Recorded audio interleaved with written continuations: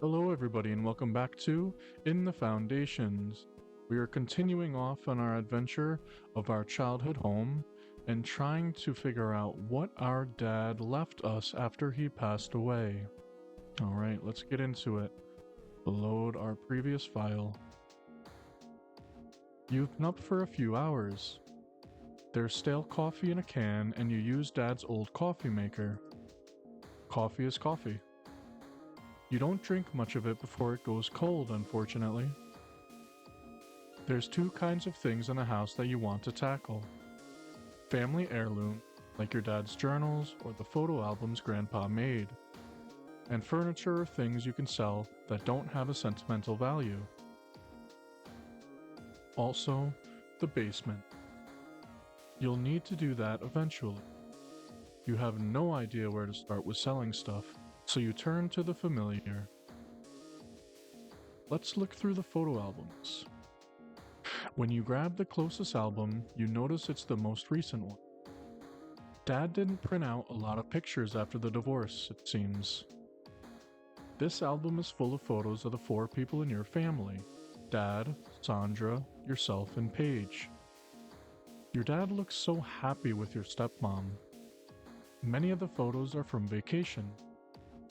Your dad was really reclusive for the most part, but did love go to the beach. Photos from the shore of Savannah, the all-inclusive resort in Honolulu. As you pick up other, older album, you watch Paige and yourself age in reverse. Tons of photos of Dad holding Paige as a baby, Sandra pregnant. Their wedding where you were the ring bearer. You believe you were around 7 when they got married, but you don't remember. They look like they genuinely enjoy each other's company. You still can't understand why they divorced, but since they hadn't been living there, it could have been anything. Another album back, one more worn, has photos of you as a toddler. Images of you reading a book, sitting in a laundry basket. Only one photo of you being held as a baby by Dad. He looks detached. He's not smiling in his eyes. They look exhausted. But you keep going back before you were born. And finally, you find them. Photos of your mom. Something in your heart shatters when you realize you can't remember her name. But you keep looking and flipping the photos over. They're all blank on the back. You believe this is your mom with her parents, but you've never met them either. They were also both dead before you remember. There's no pictures of you with anyone from your family, actually. No photos of you and her. No photos of Dad and her either. Just like she never even existed.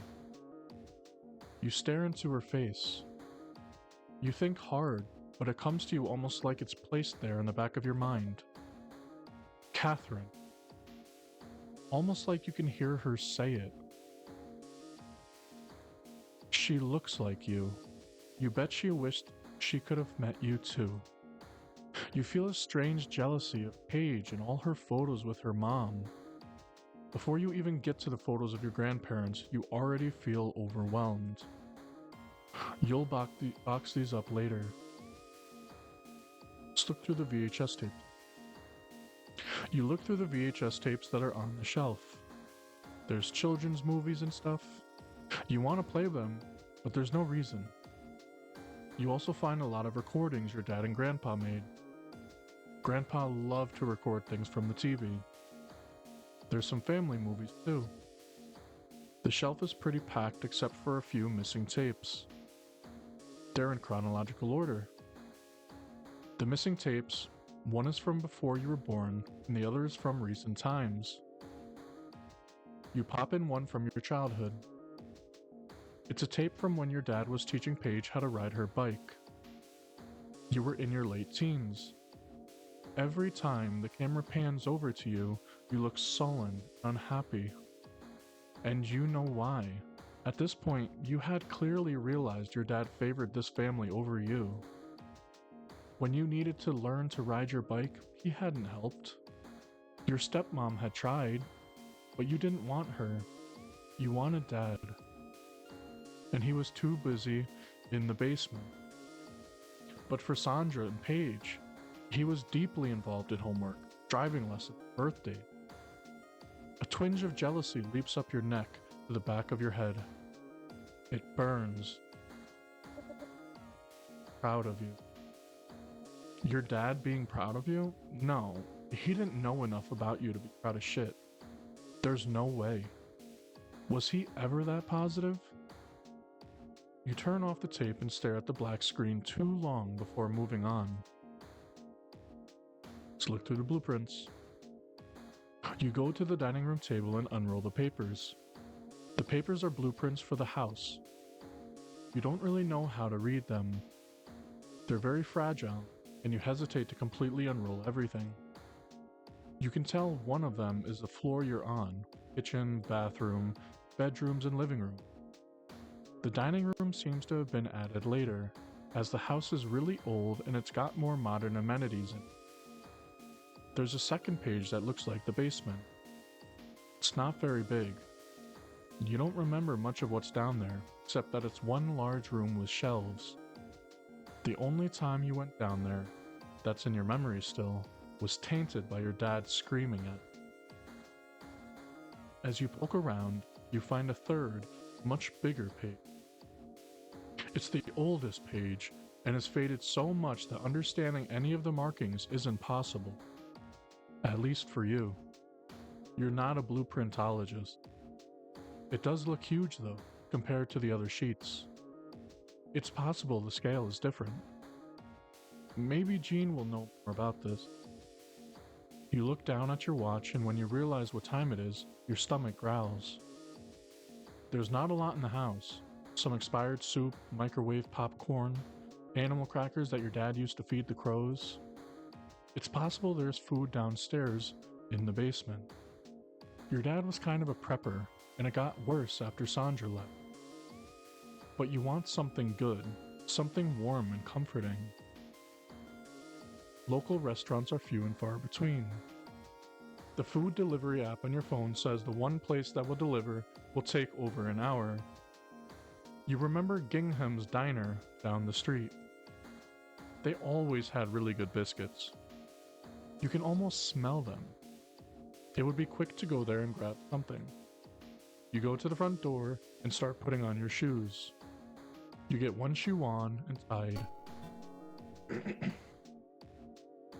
After you get over the heart attack you almost had from that surprise, you hesitantly open the door. It's a delivery driver. He is out of breath, and you see what's probably his bike leaning up against the porch pillars. He's got a huge bag with him, with a receipt attached. The receipt is from Gingham's? Hey, the driver said. Are you Paige? Paige Hoblet?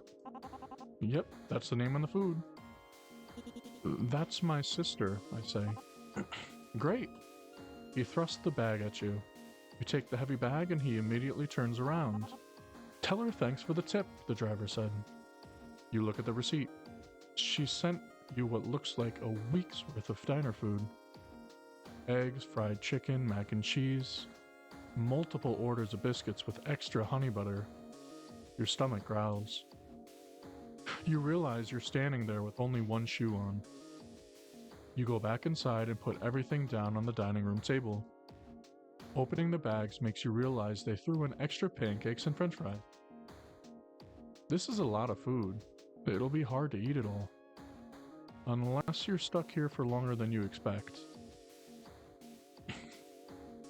You try to figure out why Paige did this. How did she know? You haven't talked to her. Jean's the one who told her you were going to take care of the house. You aren't that close with your stepmom or her sister, and this is probably the nicest thing Paige has ever done for you. Maybe she's hoping you'll reach out?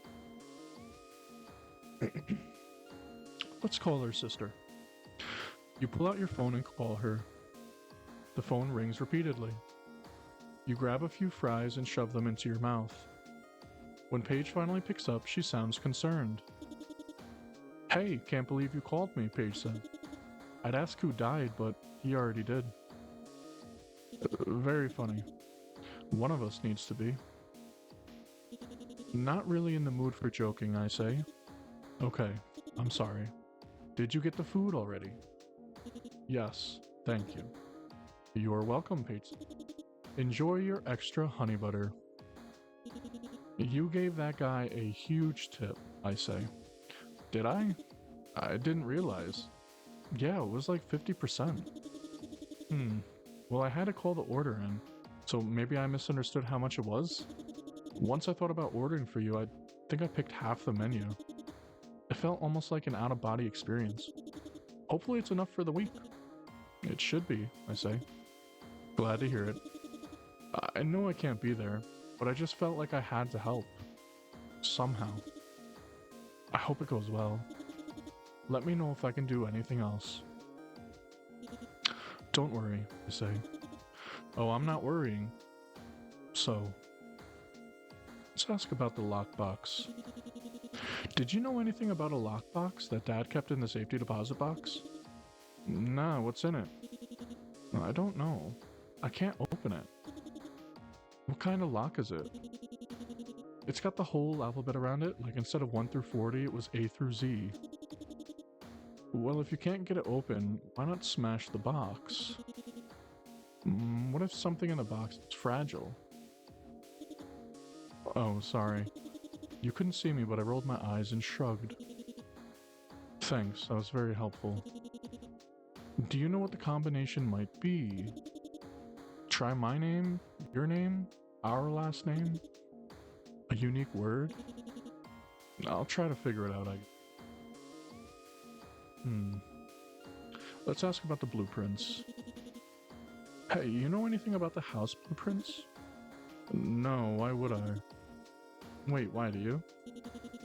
They were in the safety deposit box. There's the main floor and basement, but there's a third page that Gene gave me. You sure he didn't just accidentally give you a wrong page? No, this is definitely for the Hoblet house. Maybe it was an extension he planned? Could have been from when he married your mom. No, the paper was really, really old. It's almost faded away. Maybe Mom would know. I could ask her. Nah, don't bother. Well, let me know if you change your mind. Will do. Let's end the conversation. I gotta go eat this before it gets cold. Sure, of course. I have to be honest, though. This place freaks me out. I don't know how long I'll stay. We'll just do what you can. No one can fault you for not wanting to be there. I know it's not typical for us, but call me anytime. You hang up noticing your stomach already feels a little better. You should really eat a full meal, though. While you eat, you stare at the lockbox. Do you know the combination now? You put the rest of the food in the fridge. There's not much else you'll be able to get done tonight. Might as well try the box again. Alright, let's try to open this thing. Gotta try something. Okay, so we tried obligation last time. So maybe we should try Paige. We can try her sister's name. Let's try that. Let's try Paige. You put in the combination Paige. You pull down on the lock. Your sister's name doesn't seem to open it. Okay. Where even would your dad have left this information? I have no idea, man. Something in the basement, in his journals, maybe. You decide to get ready for bed. On the way to the bathroom, you walk past the basement door again. It's open, just a small crack. Did you leave it open somehow? No, it was definitely closed before.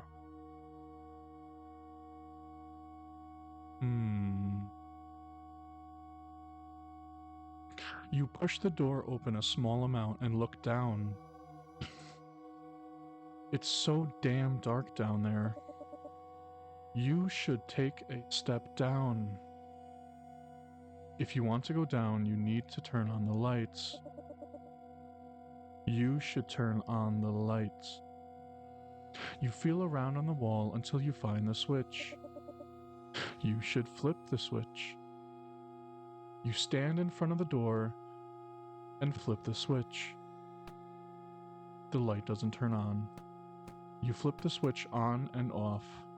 Nothing happens. You should go down there. You look down the stairs, but are too scared to take them. Something cold brushes against your arm, like a breeze coming up from the basement. You feel like something else is here with you. Is someone there? You feel stupid in the silence of the house. There's not really anything down there anyway except bad memories. When you close the door, you make sure it's completely latched. You wiggle the handle side to side and push on the door, making sure. It's definitely closed. You quietly wash your hands and brush your teeth. It's so silent in the house. Almost feels unbearable to make any noise. No one would be bothered if you did, but it still feels wrong. You decide to just go to bed on the couch because you know you can sleep there. Once you're wrapped up in the blanket again, you feel relaxed. Warm, even though the house seems cold and empty. You stick your arm out of the blanket and turn on the TV. The light flickers across the room. Ever since you were young, you had times when you could feel yourself falling asleep. It was as if you could control the beginning of the dream. This really only happened when you were here, you think. Dream thoughts, something in the synopsis flashing chaotic. As if you weren't the one they came from. As if they were real memories. Sliding away into the sounds of the murmurs on TV. Maybe tomorrow you can go down into the basement. And tomorrow we shall. This is the end of the second video that we're going to be doing. I hope you all enjoyed it. Just testing the waters with this one. It's a lot to read, and that's why I'm not doing such long videos. If you liked it, please leave a like. If you didn't, leave a dislike. Leave comments down below, and I will see you all in the next one.